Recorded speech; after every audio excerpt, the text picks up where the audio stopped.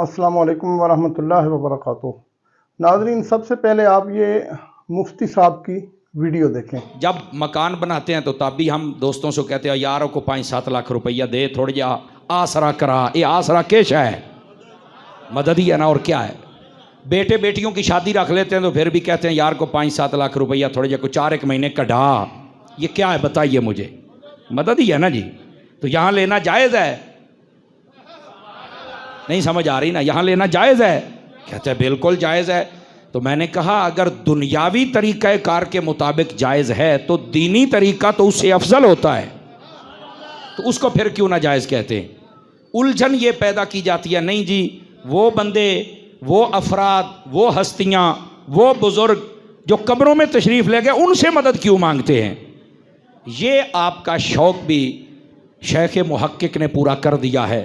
وہ فرماتے ہیں، سوال اٹھایا کہ اللہ کا ولی جب تک زندہ ہوتا ہے تب تک مدد کرتا ہے یا پھر قبر میں چل کے بھی وہ کر سکتا ہے؟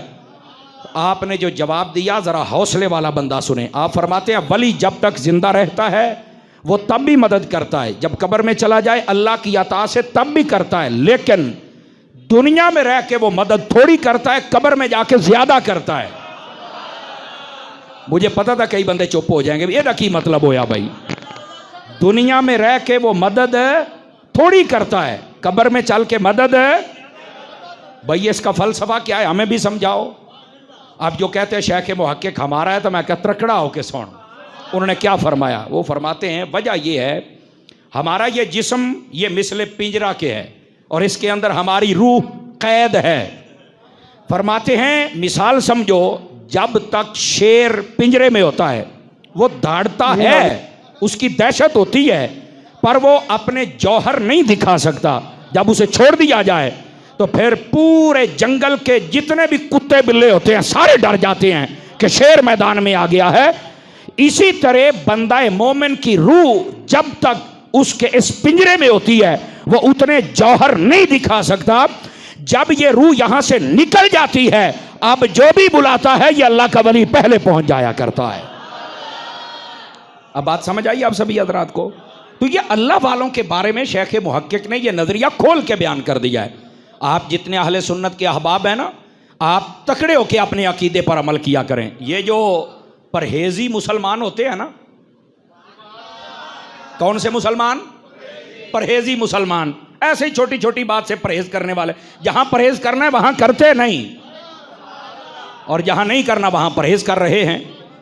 تو بات چلی تھی نصر مدد سے۔ اللہ تعالیٰ جب بندوں کو طاقت دیتا ہے تو وہ مدد کر دیتے ہیں۔ اور میں اس سے بھی اگلی بات بتاؤں، بعض کہتے ہیں یہ جو اللہ والے ان سے مدد مانگنی نہیں چاہیے، اور میں نے کہا پتر گالے وے، اللہ والوں سے مدد نہ بھی مانگی جائے بس اوقات وہ بن مانگے بھی کر دیتے ہیں۔ اب کہیں گے اس پر کیا دلیل ہے؟ حضرت سیدنا فاروق اعظم رضی اللہ تعالی عنہ، آپ حضور کے ممبر پہ کھڑے ہو کے جمعہ پڑھا رہے ہیں اور حضرت ساریہ 1500 کلومیٹر دور جنگ لڑ رہے ہیں، تو انہوں نے پکارے کسی کو نہیں کہ ہماری مدد کو پہنچو۔ حضرت فاروق اعظم خود ہی بول پڑے، یا ساریہ تو الجبل الجبل، پہاڑ کی طرف ہو جاؤ دشمن حملہ کرنے والا ہے۔ انہوں نے مدد مانگی نہیں، اللہ والا تو پھر بھی مدد کر لیتا ہے نا۔ سمجھ آ رہی ہے؟ جزاک اللہ۔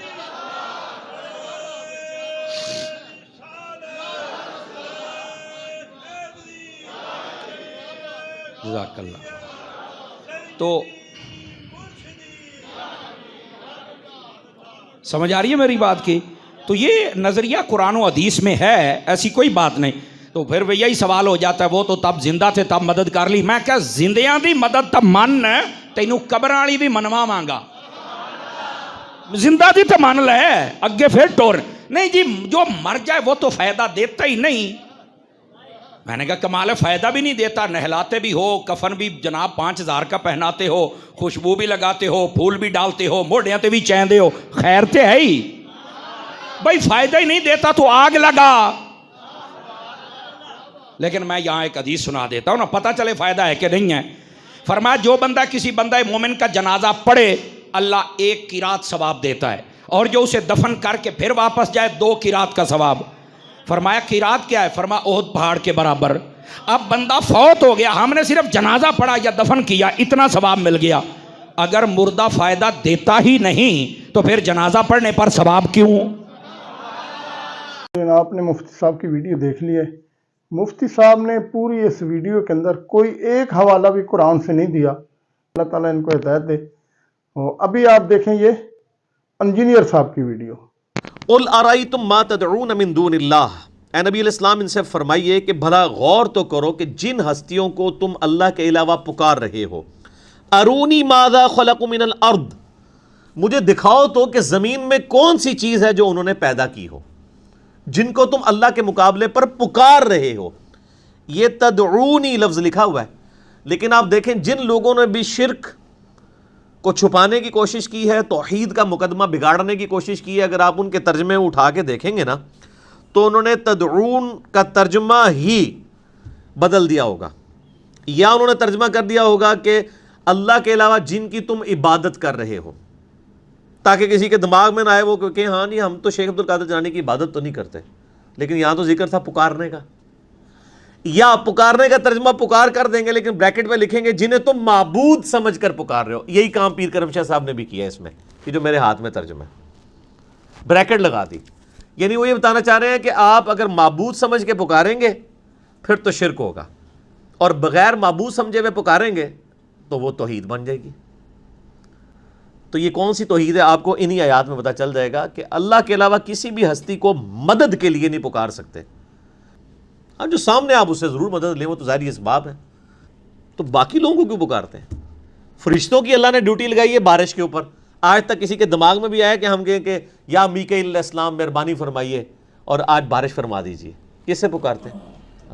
تو بھائی مولا علی علیہ السلام کو شیخ عبد القادر جیلانی رحمہ اللہ کو کیسے پکارا جا سکتا ہے؟ مولا علی بھی اللہ کو پکارتے تھے. مولا علی کا شیعہ بھی وہ ہوگا جو اللہ کو پکارے گا، ایاک نعبد و ایاک نستعین. تو لاؤ کوئی کتاب یا انبیاء کے آثار اگر تم سچے ہو. ومن اضل ممن یدعو من دون اللہ، اس سے بڑھ کر گمراہ کون ہوگا جو اللہ کے علاوہ کسی اور کو پکارے گا. عبادت نہیں سر، پکارنا، پکارے گا. من لا یستجیب لہ الی یوم القیامہ، اس کو جو قیامت تک اس کی ندا سن ہی نہیں سکتا. وَهُمْ عَنْ دُعَائِهِمْ غَافِلُونَ، اور حالت یہ ہے کہ جس ہستی کو وہ پکار رہے ہیں وہ ہستی غافل ہے کہ اسے پکارا جا رہا ہے. آج شیخ عبد القادر جیلانی کو نہیں پتا کہ لوگ ان کو پکار رہے ہیں. یہ اللہ تعالیٰ کہہ رہا ہے کوئی ہستی نہیں جانتی کہ اسے پکارا جا رہا ہے. وَإِذَا حُشِرَ النَّاسُ، اور جب قیامت والے دن لوگوں کو جمع کیا جائے گا، كَانُوا لَهُمْ أَعْدَاءً وَكَانُوا بِعِبَادَتِهِمْ كَافِرِينَ، تو وہ جو ہستیاں ہیں جن کو پکارا جاتا تھا وہ ان لوگوں کے دشمن بن جائیں گے جو دنیا میں انہیں پکارا کرتے تھے کہ سانو مرمان لگے سو. عیسیٰ علیہ السلام دشمن بن جائیں گے ان عیسائیوں کے جنہوں نے ان کو مشکل کشا بنا لیا تھا دنیا میں. اب اس پہ کراس ریفرنس میں مجھے درجنوں آیات زبانی یاد ہیں، لیکن وہ پھر یہ صورت مکمل نہیں ہوگی. مسئلہ نمبر 3 میرا، دعا صرف اللہ ہی سے، وہ آپ دیکھ لیں. اور ایک یوٹیوب پہ میرا کلپ ہے، لاکھوں لوگوں نے دیکھا ہے، اس کا عنوان ہے مفتی اکمل صاحب کے شیطانی دھوکے کا جواب. انہوں نے کہا ہم امی سے جا کے روٹی مانگتے ہیں تو یہ بھی شرک ہو جائے گا پھر تو. یعنی اس قسم کے وہ شیطانی ٹوٹکے وہ یعنی لوگوں کو پڑھاتے ہیں، اس کو اس کے ساتھ کمپیئر کر رہے ہوتے ہیں. وہ یہ ظاہری اسباب ہے میرے بھائی. امی جب سامنے ہوتی ہے تبھی روٹی مانگتے ہو نا. جس کی اماں قبر میں آج تک اس نے کہا اماں مجھے روٹی کھلا دے، ادھر بھی بلایا کرو نا. وہ کہیں گے نہیں کمیونیکیشن نہیں ہو سکتی. تو سر بابوں سے بھی کمیونیکیشن نہیں ہو سکتی مرنے کے بعد، اور زندگی میں بھی صرف اسی بابے سے ہو سکتی ہے جو سامنے موجود ہو. اور آج کے زمانے کا ہوگا تو ایک اور طریقہ بھی ہے کہ اس کو ایک ٹیکسٹ میسج کر دیں. پرانے زمانے والے کو نہیں. آج تو گھوڑے نے آپ کے ہاتھ میں ایسی چیز پکڑا دی ہے جو 4000 کلومیٹر دور آپ بات کر سکتے ہیں بیٹھے ہوئے. تو گھوڑوں کو سر بزرگ مانے پھر اگر ماننا ہے تو، اگر یہی بنیاد آپ نے بنانی ہے مادی ترقی کی. تو یہ سب کے سب جھوٹ ہیں جو مشہور کیے ہیں. اس پہ میں نے ایک لیکچر علیحدہ سے دیا ہے، مسئلہ نمبر 121، اسی صرف ایک ٹاپک کے اوپر کہ جن ہستیوں کو دنیا میں پکارا جا رہا ہے وہ قیامت والے دن ان لوگوں کے دشمن بن جائیں گے جنہوں نے دنیا میں انہیں پکارا تھا مدد کے لیے. مسئلہ 121، اور اس میں نے کئی کراس ریفرنس کے طور پر آیات اس حوالے سے डिस्कस। जी नाज़रीन, आपने मुफ्ती साहब की वीडियो भी देखी है, इंजीनियर साहब की भी देखी है। मुफ्ती साहब ने बेतुकी सी दलीलें दी हैं, कोई कुरान और हदीस के साथ उन्होंने हवाला नहीं दिया है, बस वो दुनियावी बातें कर रहे हैं। शेख मुहक्किक का हवाला दें, अल्लाह जाने शेख मुहक्किक क्या है, और फिर वो कह रहे हैं कि जी मुर्दा ज़्यादा ताकतवर हो जाता है। अगर हम यही चीज़ ले लें तो फिर हमें मदद जो है ना वो सारी मुर्दों से मांगनी चाहिए। फिर हम जिंदा लोगों के पास, हुकूमत के पास, इदारों के पास इधर उधर क्यों जाते हैं? फिर बाबे हैं, ताकतवर हैं, उनसे मांग लें, बस मसले हल हो जाएंगे। ऐसा नहीं होता है हजरत। अब इंजीनियर साहब के साथ मुझे लाख इख्तलाफ हैं, बहुत सी बातों से इख्तलाफ हैं, लेकिन उनका तौहीद का जो मामला है ना वो एक नंबर है। एक बंदा जो सारी ज़िंदगी खुद वो भटकता रहा हो, शिरक और बिदत में मुब्तला रहा हो, जब वो तौहीद पर आता है तो अल्लाह ताला उसको सही मायनों में हिदायत देता है। अब इंजीनियर साहब भी बहुत ज़बरदस्त किस्म के मवाहिद हैं, कहीं पे उनकी इज्तिहादी गलतियां हैं जो कई बार उन्होंने रजू भी किया है, आगे भी कोई गलती है तो रजू करेंगे, लेकिन कमाल की गुफ्तगू होती है उनकी और अथेंटिक हवाले होते हैं कुरान और हदीस के। अब आपने मवाजना खुद कर लिया होगा। अल्लाह ताला हमारा हामी और नासिर हो। अल्लाह ताला ऐसे उलमा को हिदायत दे और ऐसे उलमा की अल्लाह पाक हिफाजत करे। सबके लिए दुआ करनी चाहिए। अस्सलामु अलैकुम वरहमतुल्लाहि वबरकातुहू।